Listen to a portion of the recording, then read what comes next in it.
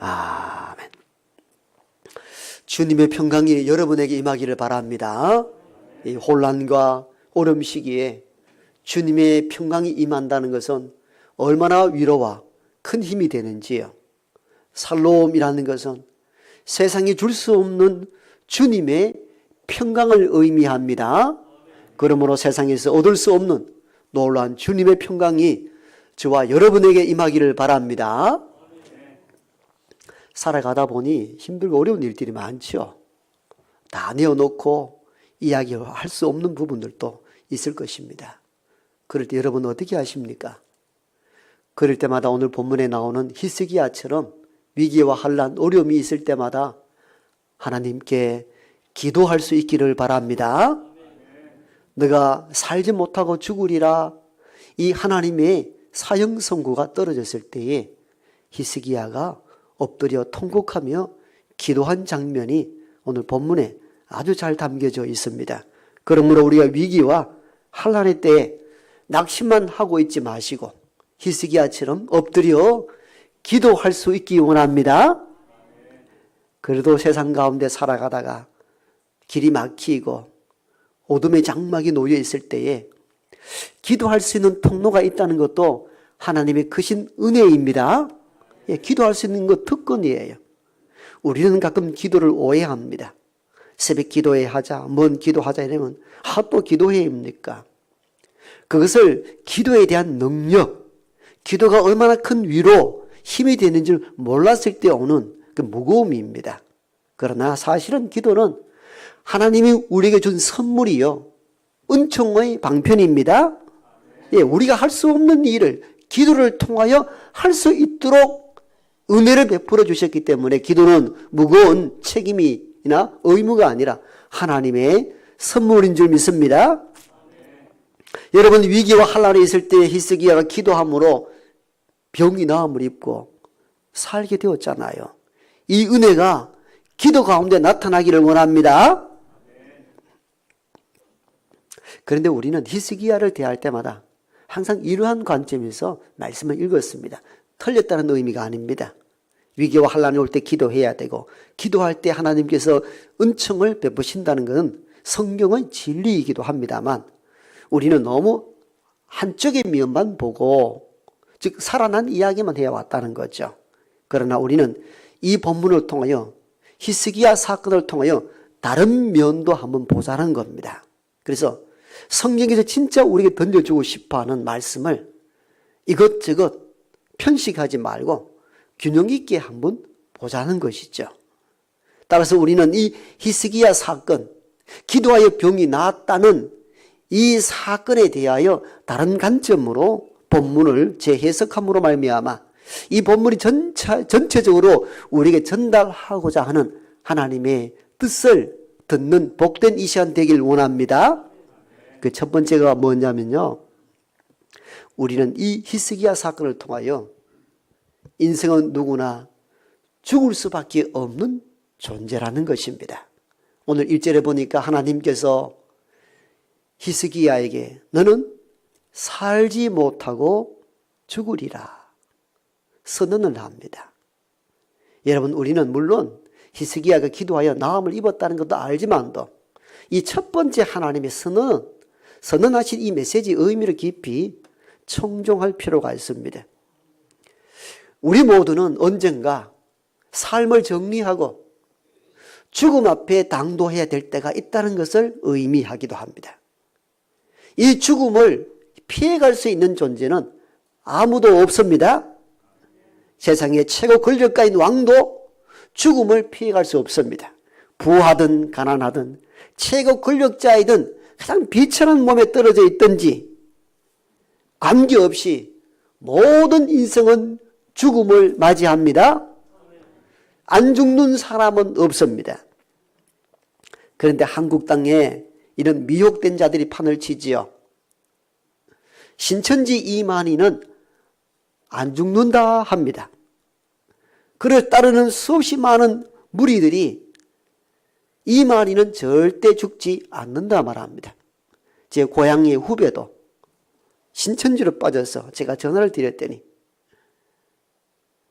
신천지 이만희는 안 죽는다 합니다. 제가 이야기했습니다. 반드시 죽는다고. 그랬더니 절대 안 죽는다고. 그럼 죽으면 어떻게 할래 했더니 신천지를 빠져나오겠다고 합니다. 여러분, 이 신천지가 오늘 대구 스타디움 월드컵 경기장에 10만 명이 모여서 수료식을 거행한다고 합니다.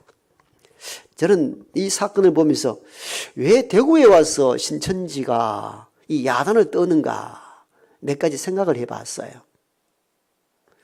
아마 이 코로나 사태의 우리나라의 첫 시작은 대구에서 출발을 하였고, 대구의 첫 출발은 신천지로부터 발생을 했거든요. 그래서 몇 년 동안 신천지가 야단 법석을 떨었죠. 그리고 이만희 씨도 국민들 앞에 나와서 잘못했다고 빌기도 하고 엎드리기도 하고 그랬던 그 기간이 멀지 않았는데 지금 어떻습니까? 온 신문에 대대적 광고를 막 합니다. 대단합니다. 여러분들 운동하러 신천 한번 가보십시오. 아예 자판 걸어놓고 전에는 그냥 뭐 성경 공부, 가족 상담 이런 데 지금은 신천지 딱 걸어놓고 합니다. 얼마나 대범해진지 모릅니다. 그리고는 대구에 10만 명 모이는 집회를 지금 하고 있잖아요. 지금 오늘 11시 반에 12시부터인가 뭐 그때부터 시작이 되었을 거예요. 왜 여기 대구인가? 그들은 대구에서 코로나로 인해서 대위기를 맞이했거든요. 다시 대구에서 수십만 명이 모임으로 말미암아 이만희의 건재함을 보이려는 의도가 아닌가. 저는 그걸 봤어요. 여러분 정신 바짝 차려야 합니다. 성경 히브리서 9장에서는 사람이 한 번 태어나 죽는 것은 정한 이치요. 그 이후에는 심판이 있으리라. 아멘. 여러분 성경은 사람이 한 번 태어나 죽는 게 정한 이치다. 피해갈 수 없다 말씀합니다. 죽음을 피해갈 수 있는 존재는 이 땅에 아무도 없습니다. 그래서 하나님은 히스기야에게 너는 살지 못하고 죽으리라. 선고 내린 이 의도를 우리는 이해해야 합니다. 모든 사람은 죽습니다. 죽음을 맞이한다는 걸 수용해야 될 필요가 있는 거죠. 미국의 외과 의사인 폴린 첸은 2008년도에 우리나라 번역된 그의 책 나도 이별이 서툴다. 이 책에서 그는 이렇게 고백합니다. 의사로서 죽음을 대해야 하는 순간에 대해 나는 늘 외면하고 싶었다. 그가 의사 지망생일 때에 이런 큰 꿈을 꾸었다고 나는 이별이 서툴다. 여기에서 이렇게 고백을 합니다. 의사를 꿈꿀 때에, 의대를 지망할 때에 내가 죽음과 맞서 싸워 영웅적인 의사가 되어서 많은 사람을 살려낼 것이며 이 저로 인하여 살아난 이 사람들이 기쁨과 감격함과 감사함으로 내 진료실에 찾아올 날을 기다렸다. 그러면서 그는 이후에 이렇게 이 책에서 고백합니다. 그러나 실상은 내가 의사로서 이 많은 죽음을 마주하게 될 줄은 상상도 하지 못했다. 이렇게 고백을 합니다. 의대를 지망할 때 의사가 되어서 죽음과 맞서 싸우는 용감한 의사가 되어서 수없이 많은 사람들을 살려내고 그 살아난 사람들이 내 진료실 문을 두드리고 기쁨과 감격함으로 감사 인사를 드릴 그날을 꿈꾸었던 의사 지명생이었는데 막상 인턴십과 여러 병원에서 일을 하면서 느낀 것은 내가 상상도 하지 못했던 수없이 많은 죽음을 마주할 수밖에 없었다라고 죽음에 대한 직면을 하게 됩니다. 그리고는 이 폴린 첸 의사는 수없이 많은 죽어가는 사람들을 바라보면서 내가 어떻게 해야 하는가? 나로 인하여 살아난 사람보다 오히려 죽어나가는 많은 사람들을 목도하면서 깊은 삶에 대한 고민을 하게 됩니다. 그때 그의 선생과 동료 의사들이 그에게 이렇게 권면해 줍니다. 죽음에 대하여 철저하게 감정을 억제할 것이며 죽어가는 환자에 대해서 객관화할 때만 좋은 의사가 될 수 있다. 이렇게 가르쳐 줍니다. 여러분, 우리가 대학병원이나 종합 이 응급실에 내 부모나 내 형제나 누가 가족이 아파서 막 뛰어갔을 때 어떻습니까? 1초가 급하잖아요. 그리고 우리는 그 응급실에 있는 의사를 붙잡고 이야기하잖아요. 왜 빨리 조치를 안 해주냐고. 어? 왜 빨리 주사를 놓든지 진찰을 해줘야 되지. 왜 이렇게 가만히 있느냐고. 여러분, 환자의 입장에서 보면은 의사들이 얼마나 의연한지 몰라요. 우리도 여기 의사가 들어 있습니다만은 하기야 의사가 보호자처럼 방방 뛰고 다니면 무슨 진료가 되겠습니까? 저는 이 책을 보면서 의사는 이렇게 훈련을 받는구나. 철저하게 죽음에 대한 감정을 억제할 것과 죽음에 대한 객관화 작업이 없이는 평정심을 가지고 의술을 펼치기가 어려운 것이죠. 폴린 첸이 그 이야기를 합니다. 철저하게 감정을 억제하라. 그리고 죽음에 대하여 객관화하라. 그래야 좋은 의사가 될 수 있다는 선생과 동료 의사들의 권면에 따라 죽음에 자기의 감정을 억제하고 그리고 죽음에 대하여 객관화 작업을 하면 할수록 더 깊은 죽음을 마주할 때 오는 그 고민들을 폴린 첸은 해소할 길이 없었다라고 고백을 합니다. 그리고 그는 어느 날 죽어가는 환자에게 의료 시술보다 더 중요한 것이 있다는 것을 스스로 깨닫게 됩니다. 그리고 그는 책에서 이렇게 자기를 고백합니다. 죽어가는 환자의 아픔과 고민, 그 입장에 서서 함께 하는 것, 이것이 참 좋은 의사임을 알았다. 이렇게 고백을 합니다. 죽음을 수용하고 죽음에 직면한 이 환자와 함께 아파할 수 있는 것. 여러분, 한 의사의 고민이지만도 이렇듯 죽음은 누구나 피해갈 수 없다는 것입니다. 우리는 오늘 하나님께서 히스기야 왕에게 1절에서 선언했던 이 말씀을 마음 깊이 새겨야 합니다. 너는 살지 못하고 죽으리라. 너희의 집을 정리하라. 여러분, 우리의 삶을 정리할 때 우리가 죽음에 직면할 때가 온다는 사실을 인식하고 살아가는 저와 여러분 되기를 원합니다. 죽음이 찾아온다는 겁니다. 그런데 목사님, 조금 유감입니다. 이 좋은 주일날 세상에 찌들고 지치고 힘들어서 여기 찾아왔는데 이 좋은 날에 꼭 죽음 이야기를 해야 합니까? 초상집도 많이 있지 않느냐고. 그때 가서 하시지 꼭 이날에 죽음을 이야기해야 되느냐고. 그렇죠. 죽음을 전하는 저희 마음들도 굉장히 무겁습니다만은 우리가 이런 질문 한다는 그것 자체가 우리도 폴린 첸 의사처럼 죽음을 외면하고 싶다는 증거이기도 합니다. 죽음에 대한 이야기 하고 싶지 않는 것, 듣고 싶지 않는 데는 의도적으로 우리는 죽음을 외면하고 산다는 것을 의미하기도 합니다. 다 그래야 할 것입니다. 살아난 이야기에만 관심이 있지 우리는 죽음에 관심을 가지지 않고 외면하고 피하고 싶은 심리적인 것들이 우리 안에 놓여 있다는 것을 우리는 알아야 합니다. 우리는 히스기야 이 사건을 읽을 때마다 우리는 항상 이런 관점에서 읽었습니다. 히스기야가 죽을 병에 걸렸으나 기도하였더니 나음을 입었더라. 맞아요. 틀린 이야기 아닙니다. 기도할 때 하나님의 놀라운 역사가 임하기도 합니다. 그런데 우리는 이 듣기 좋은 이야기만 듣고 싶어 하는 거죠.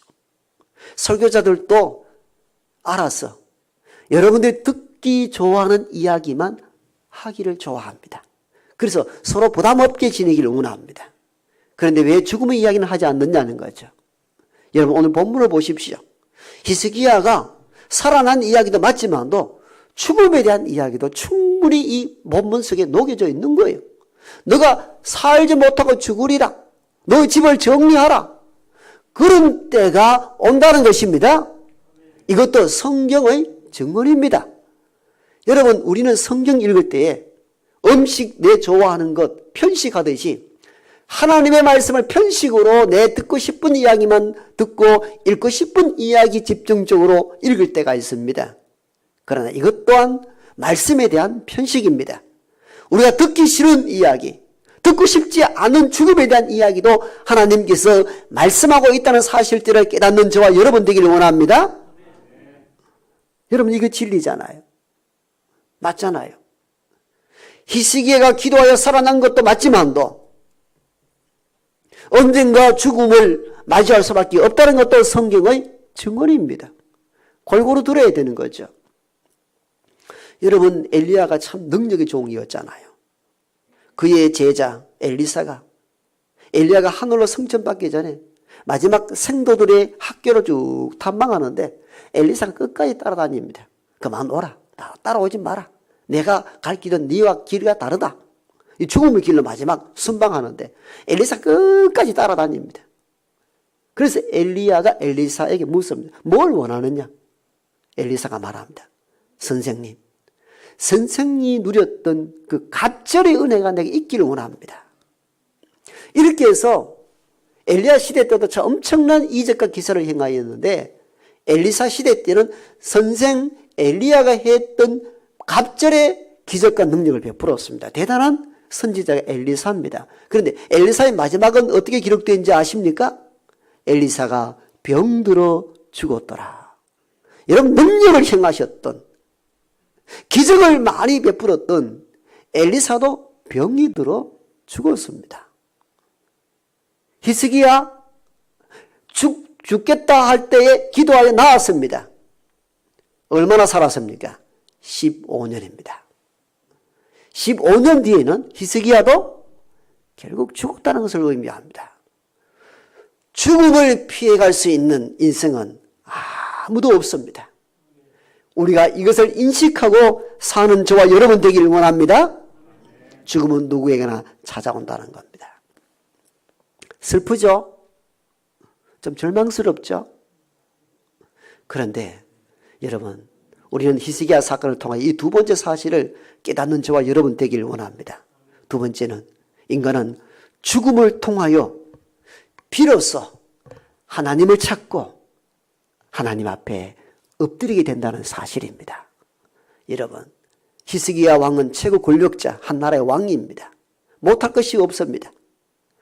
자기가 마음만 먹는다면 무엇이든지 할 수 있습니다. 그런데 너는 살지 못하고 죽으리라. 네 집을 정리하라. 이 메시지가 떨어졌을 때 히스기야는 얼굴을 벽을 향하여 엎드려 통곡하며 울고 이렇게 기도합니다. 하나님, 내가 주님 앞에서 선하게 행했던 걸 한번 추억해 주면 안 되겠습니까? 여러분, 최고 권력자 왕이 통곡했다니까요. 하나님 말씀 불쌍히 여기달라고 무릎 꿇고 기도했다니까요. 여러분, 이런 일들이 어떻게 가능합니까? 죽음에 직면할 때, 죽음이 우리 앞에 놓여 있을 때 인간이 얼마나 연약한 인생인가를 그때 비로소 깨닫게 됩니다. 그리고 자기를 낮춥니다. 하나님, 날 좀 살려주십시오. 이 철저한 고백은 죽음에 직면해 있을 때 인간이 가질 수 있는 태도입니다. 만약에 죽음이 없었다면, 히스기야에게 자기 의도대로 살아날 수 있는 길이 있었다면 하나님을 찾았겠습니까? 하나님 앞에 엎드려 통곡했겠습니까? 내가 주 앞에 선히 행했던 날들을 기억해달라고 기도했겠습니까? 그러하지 않았을 것입니다. 왜? 내 힘대로 내 삶과 죽음을 조절할 수 있는데 왜 하나님을 찾습니까? 그래서 죽음은 슬픔과 아픔을 가져다 주지만 하나님 앞에 우리를 세우기 때문에 죽음은 또 다른 하나님의 은혜이고 선물인 줄 믿습니다. 아니면 우리가 언제 하나님을 찾습니까? 아마 우리가 영원히 산다면, 내가 죽음을 마음대로 조절할 수 있었다면 기고만장했을 거예요. 하나님이 어디 있느냐? 말했을 것입니다. 그러나 죽음을 마주하다 보니까 최고 권력가인 왕도 어찌할 줄을 몰랐습니다. 그래서 엎드립니다. 통곡합니다. 날 좀 선한 것 기억 좀 해주시면 안 되겠습니까? 기도하며 빌었던 이유가 죽음이 그에게 찾아왔기 때문입니다. 그래서 죽음은 슬픔과 아픔을 가져다 주기도 하지만 다른 한편으로는 하나님을 찾아 구원에 이르는 길을 주기에 죽음은 또 다른 하나님의 은혜의 방편이요 선물인 줄 믿습니다. 얼마나 큰 선물입니까? 여러분 죽음 앞에 있을 때에 이제껏 살아왔던 것에 대하여 회개하기도 하고 목사님 돌아보니 내가 참 잘못 살아온 것 같습니다. 내 형제간 내 부모와 자식 간에 다 내 하회하고 갑니다. 전 이런 분을 만난 적도 있었거든요. 여러분 죽음이 찾아올 때 오는 인간의 인간됨이 바로 거기서 오는 것입니다. 그래서 죽음을 외면하지 마십시오. 죽음은 언제든지 저와 여러분 앞에 놓여 있고 죽음을 비로소 목도할 때 우리는 하나님 앞에 자신을 꺾을 수 있는 기회가 찾아오는 줄 믿습니다. 마지막 세 번째로 히스기야 이 사건을 통하여 우리가 뭘 깨닫는가 하면은 삶과 죽음의 모든 주권은 인간에게 있는 것이 아니며 하나님에게 있다는 것을 깨닫게 됩니다. 여러분 이는 히스기야는 최고 권력가라 그랬잖아요. 자기 임의대로 모든 것을 할 수 있는 왕입니다. 그런데 죽음이 찾아왔을 때 생명을 주관하지 못한다는 것을 알았습니다. 그래서 하나님께 엎드려 나를 선하게 좀 기억해 달라고 말씀드린 이유가 여기 있는 것입니다. 삶과 죽음의 주권은 전적으로 하나님께 달려 있습니다. 우리가 임의대로 어떻게 할 수 없다는 것을 알아야 됩니다. 이걸 알 때 비로소 하나님을 만날 수 있게 되는 것입니다. 히스기야가 통곡하고 울며 기도했던 것은 바로 생명을 내 임의대로 할 수 없다는 한계 때문이었습니다. 그래서 하나님 날 좀 불쌍히 여기면 안 되겠습니까? 내가 전에 살아왔던 그 선하게 살아왔던 날들을 좀 기억해 주면 안 되겠습니까?